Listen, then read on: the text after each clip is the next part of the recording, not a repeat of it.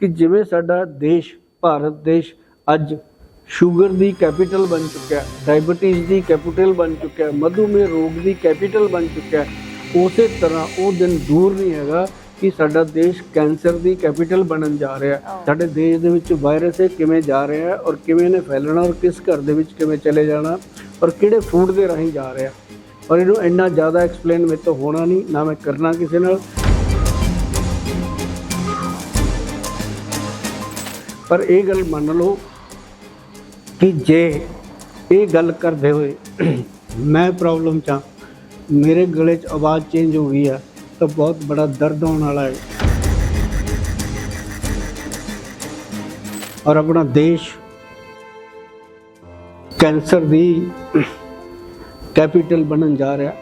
और ये वास्ते तो बचन वास्ते तुहाडे लई परमात्मा ने बहुत बड़ी चीज़ दी हुई है, एक व्हीट ग्रास और एक मोरिंगा। सिर्फ दो चीज़ां ये तुहानूं कैंसर रोग तो साडे देश नूं बचा सकदियां ने जे तुसीं अज ही खुद और अपने बच्चों नूं देना शुरू कर दो। ये कल्ला मैं भावुक नहीं हैगा। जदों असीं बैठे सीगे 22-23 डॉक्टर सी मैं सी, जदों इस चीज़ के उत्ते काम होया, मतलब हले तो मैं कंट्रोल कर रहा, उत्थे तो कंट्रोल ही नहीं होया। क्यों?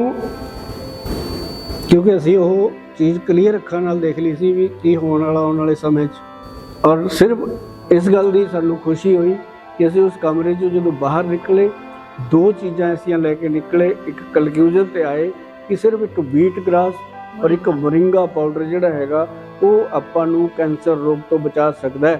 उन्हां लई नहीं हैगा जिन्हां नूं कैंसर हो गया, उन्हां लई है जिन्हां नूं हले होया नहीं।